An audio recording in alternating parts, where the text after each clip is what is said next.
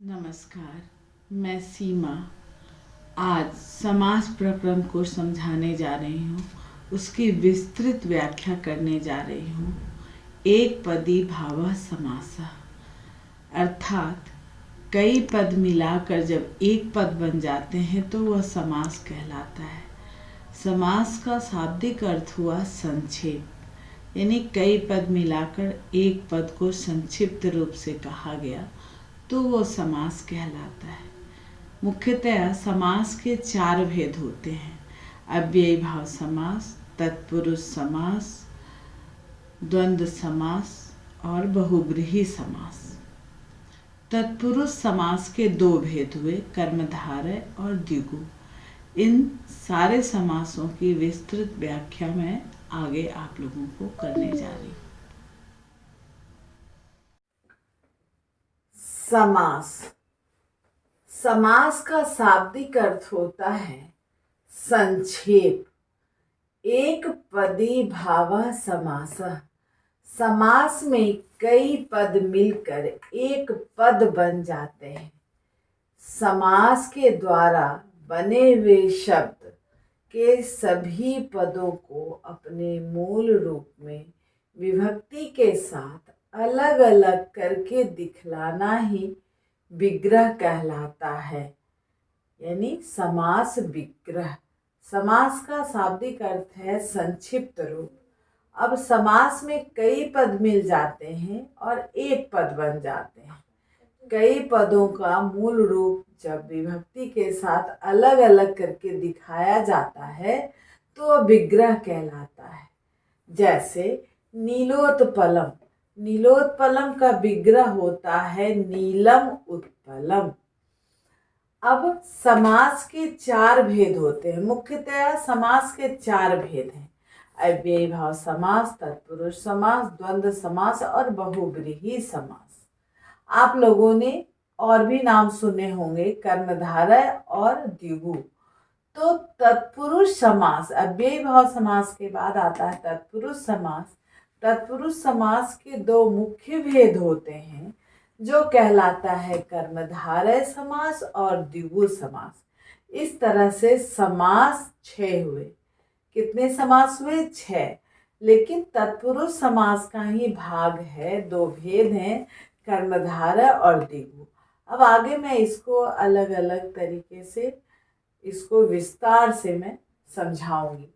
पहला है अव्ययी भाव समास, जिसका सूत्र है पूर्व पद प्रधानो अव्ययी भावः। ये कहलाता है कि अव्ययी भाव का पूर्व यानी कि पहला पद प्रधान होता है। नाम से ही स्पष्ट है कि अव्ययी भावः समासः, यानी पहला अव्ययी भाव, यानी पहला जो अव्ययी भाव का पहला पद है, पूर्व पद है, वह प्रधान होता है। तो इसमें पूर्व पद जो है वो अव्यय होता है तथा दूसरा पद संज्ञा होता है। पूरा पद अव्यय हो जाता है, जो कि क्विंगलिंग में होता है, यानी कि नपुंसकलिंग में होता है। जैसे यथा कालम, प्रतिदिनम, यानी बहुत सारे इसके उदाहरण हैं, पर मैं इसको समझाने जा रही हूँ कि इसका पहला पद अव्यय है। यथा कालम, मैंने कहा है कि अव्ययी भाव समास का पहला पद प्रधान होता है, यानी पहला पद अव्यय होता है और दूसरा पद संज्ञा होता है। तो यथा कालम में यथा अव्यय है और कालम जो है वो संज्ञा है। उसी तरह प्रतिदिनम में प्रति अव्यय है और दिनम संज्ञा है। अव्ययी भाव समास में पदों में कई परिवर्तन दिखाई पड़ते हैं, जिसको मैं आगे समझा रही हूँ।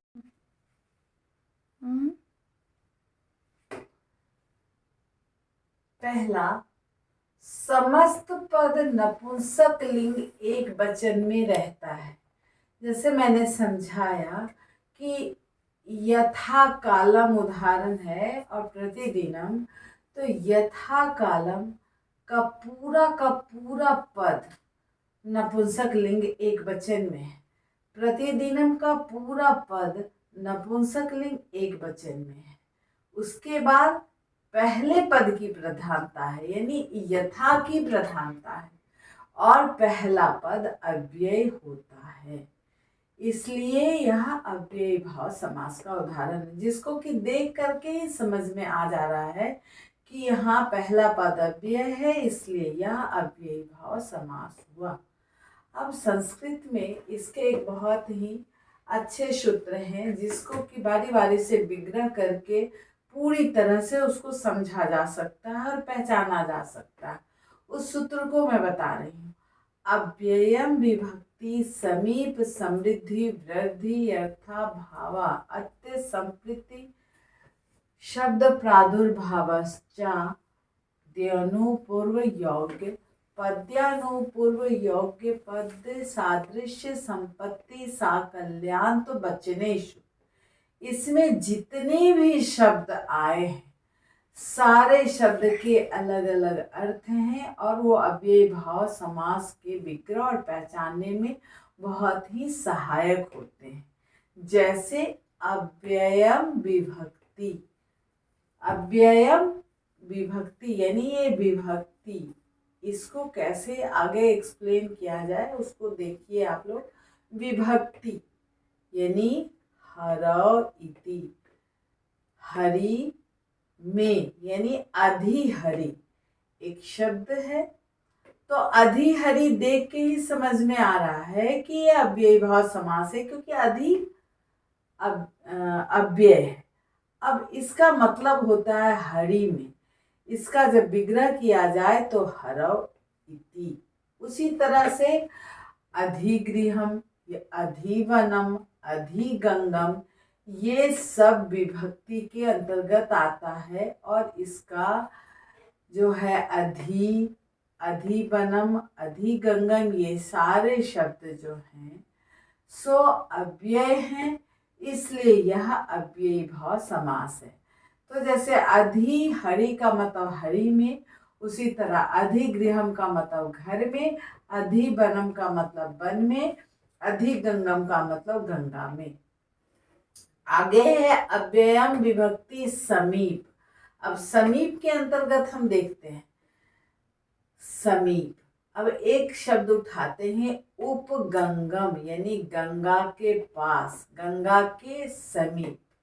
अब इसका अगर विग्रह किया जाए, अगर हिंदी अर्थ के आधार पर भी विग्रह किया जाए तो हमें इस समास का विग्रह पता हो जाएगा। यानी गंगा के पास, गंगा के, इसकी संस्कृत होती है गंगाया, और पास का मतलब समीपम। तो उपगंगम यानी गंगाया समीपम इति। उसी तरह इसके उदाहरण है उपनगरम, उपवनम। इसको उदाहरण के द्वारा समझाया जा सकता है कि नगराया समीपम, बने समीपम। आगे है अव्ययम विभक्ति समीप। मैं समीप तक आ गई हूँ, अब आगे है समृद्धि। समृद्धि का मतलब समृद्धि का मतलब होता है योग्यता से अधिक धन। इसको उदाहरण के साथ मैं समझा रही हूँ कि मद्रानाम समृद्धि इति। सुमद्रम यानी योग्यता, सुमद्रम का मतलब होता है योग्यता से अधिक धन। इसका अगर विग्रह किया जाए तो योग्यता से अधिक यानी मद्रानाम समृद्धि इति।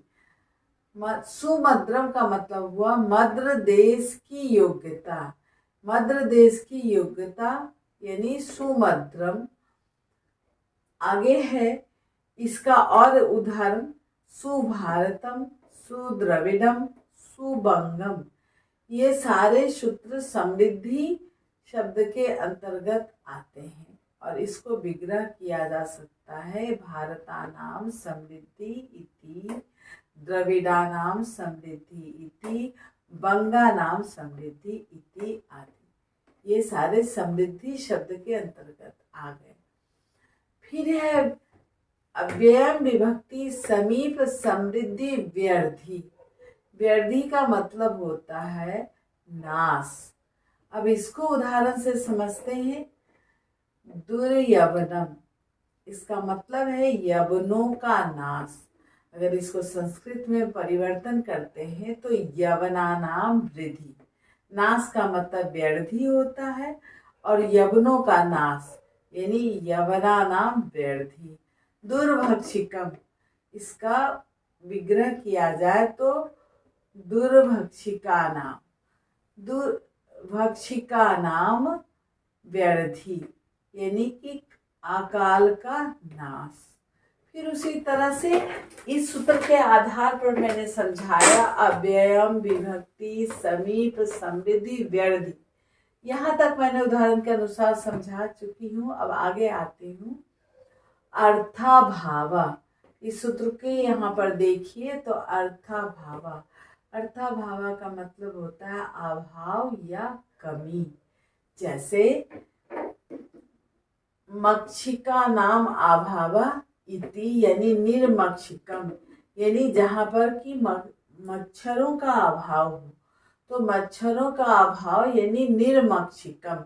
इसको अगर विग्रह करने जाइए तो इसका विग्रह बनेगा मक्षिका नाम अभावा इति। यानी ये सारे सूत्र अलग अलग तरीके से ये बता रहे हैं कि किन शब्दों के योग में अव्ययी भाव समास होता है। तो अगर ये सूत्र याद हो जाता है तो अव्ययी भाव समास को पहचानना बहुत ही आसान हो जाता है। इसके बाद है अत्यया। अत्यय अव्ययम विभक्ति समीप समृद्धि व्यर्थी अर्थाभाव अत्यय। अत्यय का मतलब होता है नाश यानी अति हिमम, हिम का नाश। अब इसको अगर समास विग्रह करने जाए तो बनेगा हिम का नाश यानी हिमस्य अत्ययः इति। हिमस्य अत्ययः इति अति हिमम। फिर आगे है असंप्रति। इस सूत्र के अंतर्गत आ गया अव्ययम विभक्ति समीप समृद्धि व्यर्थी अर्थाभावा अत्य संप्रति। संप्रति का असंप्रति है। असंप्रति का मतलब होता है अब उचित नहीं। इसको उदाहरण के अनुसार समझते हैं कि अति कष्टम, अति शोकम, अति पीडम, असंप्रति यानी निंद्रा, अधिक सोना उचित। शब्द का प्रकाश, हरि शब्द से प्रकाश इति हरि यानी कि हरि शब्द का प्रकट होना। हरि शब्द से प्रकाश यानी हरि शब्द का प्रकट होना शब्द प्रादुर्भाव के अंतर्गत आया। फिर है पश्चात यानी पीछे।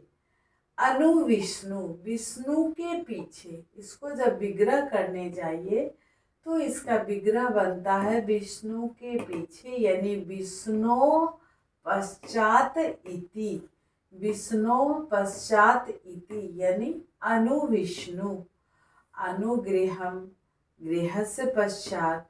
अनुनगरम, नगरस्य पश्चात यानी नगर के पीछे, घर के पीछे। पश्चात शब्द के अंतर्गत आया यानी जो सूत्र मैंने शुरू में समझाया उसके अंतर्गत पश्चात शब्द तक मैं आई यानी अव्ययम विभक्ति समीप समृद्धि व्यर्थ अर्थाभावा अत्य संप्रति शब्द प्रादुर्भाव पश्चात।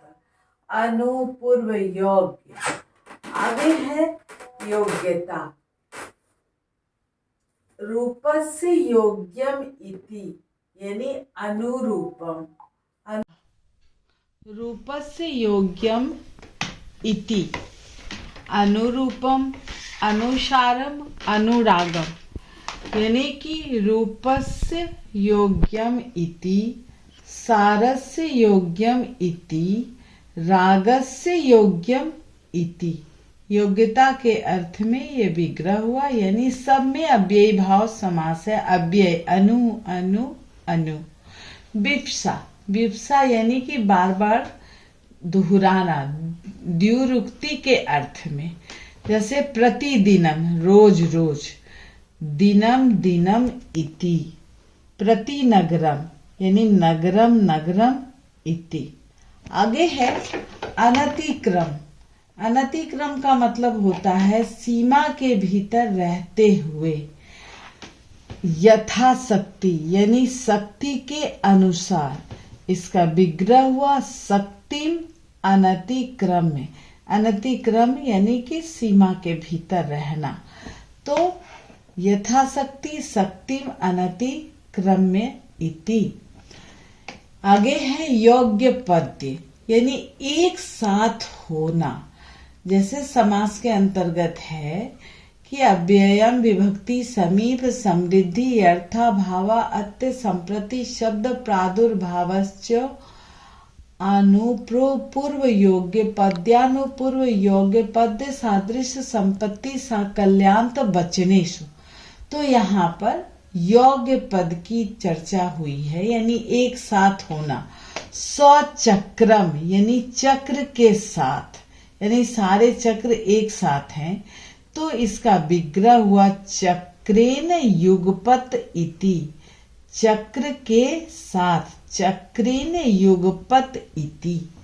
आगे है सादृश्यम यानी समानता। सौहरि, हरि कैसे हैं? विष्णु के समान। सौहरि यानी विष्णु के समान। तो हरे है सादृश्यम, हरे है सादृश्यम। फिर है संपत्ति।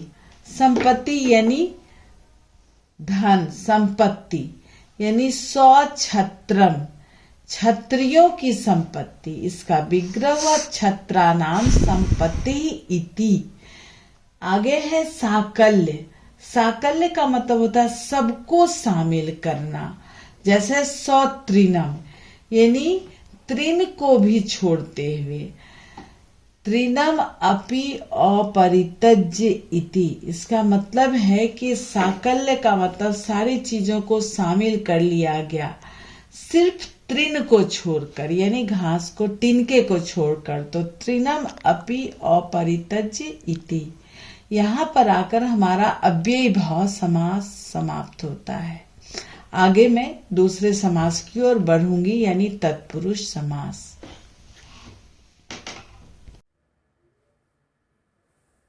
तत्पुरुष समास।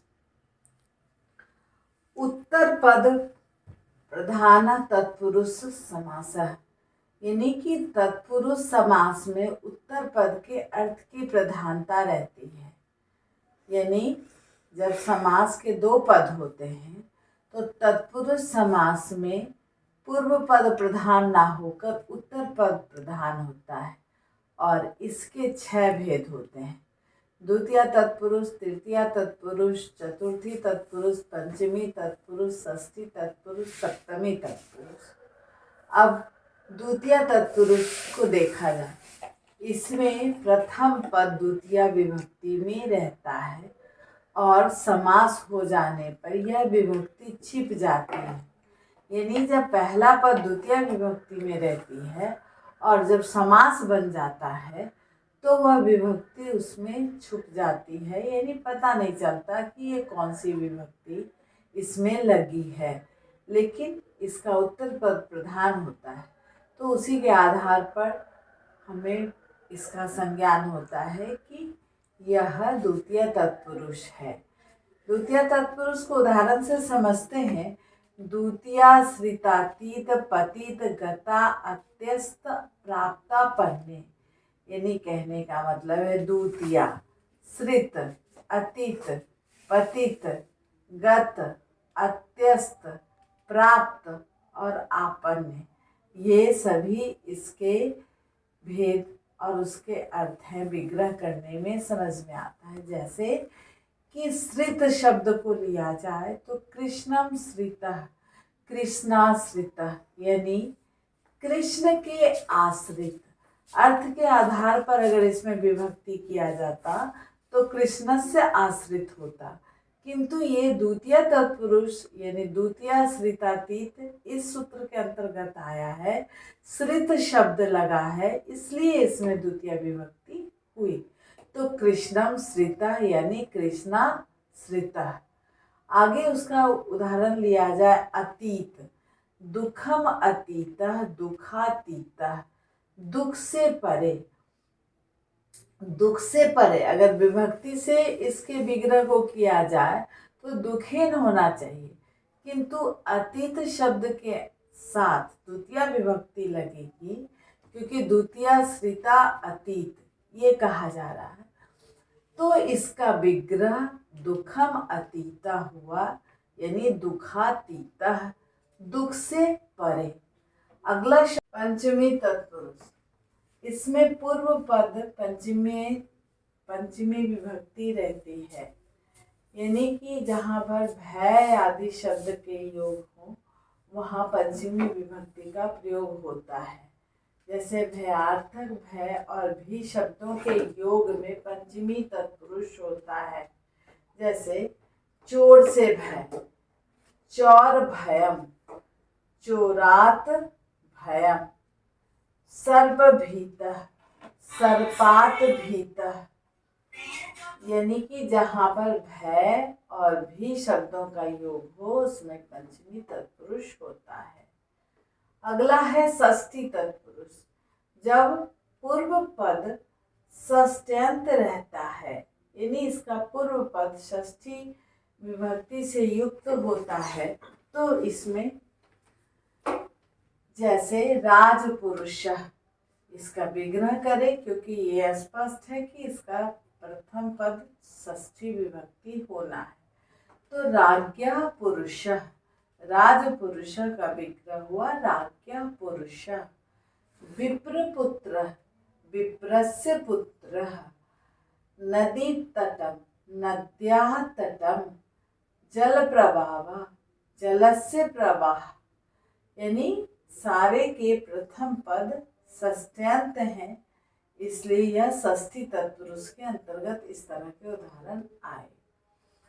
अगला ये उदाहरण है नौनिर्धारणे, यानी किसी वस्तु की किसी वस्तु से श्रेष्ठता बताने में षष्ठी समास नहीं होता।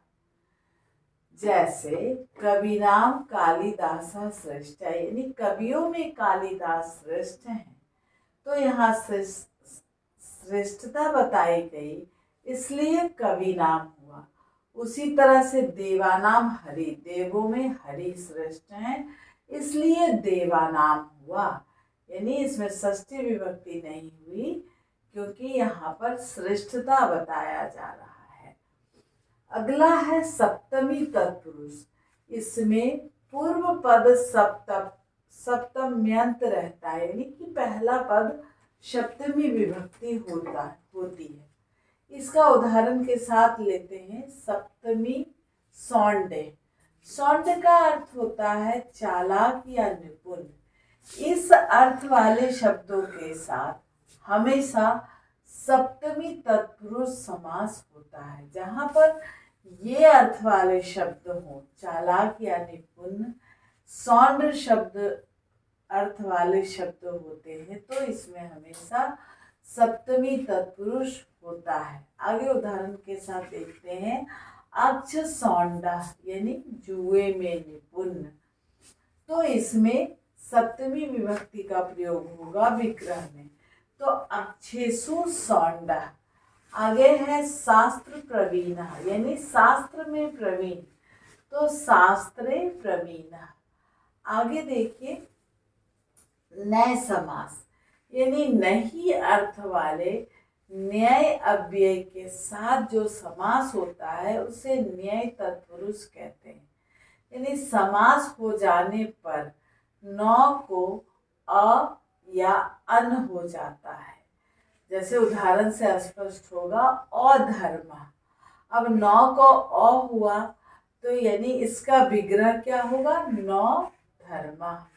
अब्राह्मणा, इसका विग्रह होगा नौ ब्राह्मणा। अयोग्य, तो इसका विग्रह होगा नौ योग्य। ये सारे शब्द नए तत्पुरुष के अंतर्गत आते हैं, यानी नहीं अर्थ वाले अव्यय के साथ जो समास होता है उसे नए तत्पुरुष कहते हैं। अगला है सुबसुपा समास। सुबसुपा का मतलब होता है सुबंत का सुबंत पद के साथ जब समास होता है तो उसे सुबसुपा समास कहते हैं। सुबंत का सुबंत पद के साथ, यानी इसको नित्य समास भी कहते हैं। जैसे भूतपूर्व, यानी पूर्वम भूतः इति, ये भूतपूर्व समास का विग्रह हुआ। पूर्वम भूतः इति यानी सुबंत का सुबंत पद के साथ समास हुआ, इसीलिए इसे सुबसुपा समास कहते हैं। कर्मधारय समास। तत्पुरुष समानाधिकरण कर्मधारय, यानी कर्मधारय समास तत्पुरुष समास का ही एक भेद है। तत्पुरुष समानाधिकरण कर्मधारय, यानी तत्पुरुष के समान कर्मधारय तत्पुरुष का ही एक भेद है। जब विशेषण और विशेष्य का समास होता है तब कर्मधारय समास कहलाता है। विशेषण और विशेष्य, इसका मतलब है कि किसी चीज की विशेषता बतलाई जाए। और विशेष्य हुआ जैसे कि कृष्ण सर्पा, यानी कि कृष्णा सर्पा, सांप कैसा है तो काला है, तो काला जो है वो विशेषण हुआ और विशेष हुआ सर्प। नीलम उत्पलम नीलोत्पलम, ये इसमें एक विशेषण है नीलम और उत्पलम विशेष्य है तो नीलोत्पलम हुआ। यानी कि कर्मधारय समास है जो कि एक विशेषण होता है और दूसरा विशेष्य होता है। अगला उसका है विशेषणम विशेष्येन बहुलम। विशेषण का विशेष्य पद के साथ विकल्प से समास होता है। जैसे मधुर वचनम, वचन कैसा हो तो मधुर हो। सर्वलोकाः, सर्वे लोकाः, यानी विशेषण का विशेष पद के साथ विकल्प से समास हुआ, इसलिए मधुर वचना हुआ। अगला है उपमान कर्मधारय। उपमान और साधारण धर्मवाचक शब्द के साथ जो समास होता है उसे उपमान कर्मधारय कहते हैं। यानी उपमान और साधारण धर्म, इसको उदाहरण से समझते हैं कि घन श्याम, यानी घन एव श्याम, यानी कि श्याम कैसे हैं घन के समान। यहाँ घन उपमान है, ये घन जो है वो उपमान है और श्याम जो है साधारण धर्मवाचक शब्द है, इसलिए ये उपमान कर्मधारय कहलाया। अगला उदाहरण है द्विगु समास, यानी कि संख्या पूर्वो द्विगु। जिस कर्मधारय पद के प्रारंभ में संख्यावाची शब्द हो उसे द्विगु समास कहते हैं। यानी संख्या से युक्त चीजें, जैसे कि चतुर्युगम, चतुरानाम युगानाम समाहारः इति, संख्या पूर्वो द्विगु। त्रिभुवन, त्रयाणाम भुवनानाम समाहारः इति। शताब्दी, शब्दानाम आब्दानाम समाहारः इति शताब्दी। यहाँ पर कर्मधारय पद में जो संख्यावाची शब्द हो, यानी कि प्रारंभ में संख्यावाची शब्द हो, इन सारे उदाहरणों में देखिए संख्यावाची है चतुरानाम, त्रयानाम, शतानाम, ये सब संख्यावाची शब्द है, इसलिए ये द्विगु समास कहलाया। चतुर्भुजम, पंचभुजम, त्रिभुजम, इस तरह की चीजें जहाँ पर होंगी वो द्विगु समास होगा। समास के का अगला भेद है द्वंद्व समास, यानी चार थे द्वंद्व। द्वंद्व समास में उभय पद की प्रधानता होती है, यानी बाद वाले पद की प्रधानता होती है। हर समास में दो पद जब हुए तो उसमें जो बाद वाला पद है उसकी प्रधानता हुई, इसलिए सूत्र कहता है चार थे द्वंद्व, यानी कृष्णा अर्जुनो, गौरी शंकरो, माता पितरो, माता पुत्रो, पिता पुत्रो, मित्रा वरुण। ये द्वंद्व समास में उभय पद की प्रधानता हुई। कृष्णा अर्जुनो अगर इसका विग्रह करते हैं तो कृष्णश्च अर्जुनश्च इति। गौरी शंकर, गौरी च शंकरश्च इति। माता पितरो यानी माता च पिता च, माता पुत्र माता च पुत्र च, पिता पुत्र यानी पिता च पुत्र च, मित्रा वरुण मित्रश्च वरुणश्च। इस तरह के जब उभय दोनों पदों की प्रधानता होती है तब द्वंद्व समास कहलाता है, और ये द्वंद्व समास तभी हम समझ सकते हैं।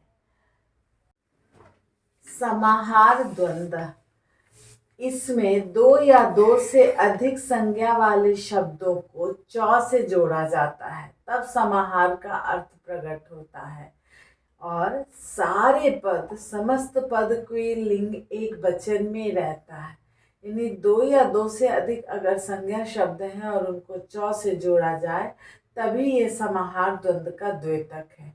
जैसे कि पानी पादम, पानी च पादव च, रामकृष्ण रामस्य च कृष्णश्च, त्रिभुवनम त्रयाणां भुवनानां समाहार इति। इन सारे को विग्रह में च से जोड़ा गया तो ये समाहार द्वंद्व के अंतर्गत आया।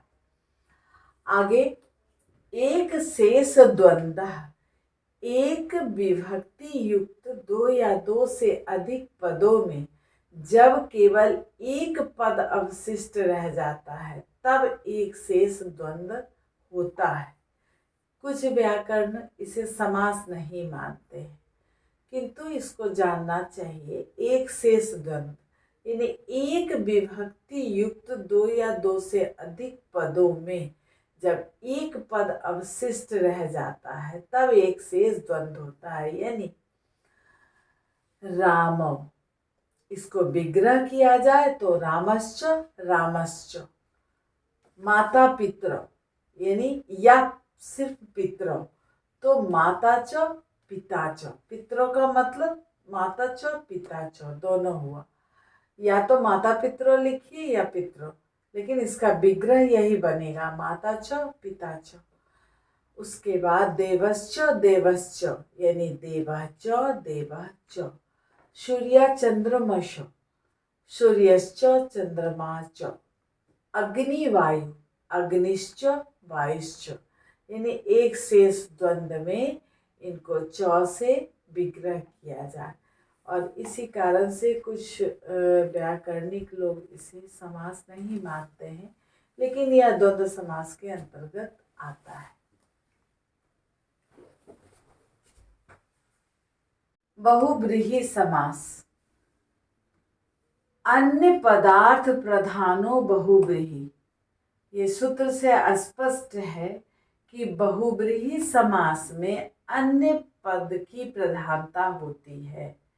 अभी तक जितने भी समास हम लोगों ने पढ़े हैं सब में दोनों प्रथम पद, पूर्व पद, उत्तर पद, उभय पद ये सारे प्रधानताएं होती रही, लेकिन बहुव्रीहि समास में अन्य पद की प्रधानता होती है।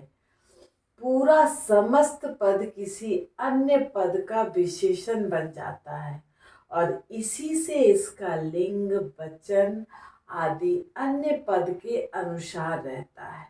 जैसे कि पीताम्बरः यानी पीतम अम्बरम यस्य सः, यानी पीला है वस्त्र जिसका, अर्थात विष्णु। तो पीतम अम्बरम यस्य सः, इसमें जो है अन्य पद इसका विशेषण बन गया।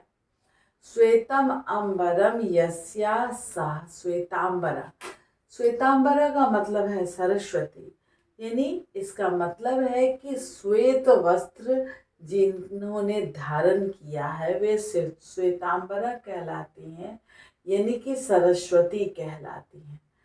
तो जब अन्य पद की प्रधानता होती है और पूरा पद अन्य पद का विशेषण बन जाता है, अगर श्वेतांबरा है तो ये पूरा का पूरा पद किसी अन्य पद की विशेषता बन गई, यानी माँ सरस्वती इन्हें, यानी जिन्होंने सफेद वस्त्र धारण कर रखा है।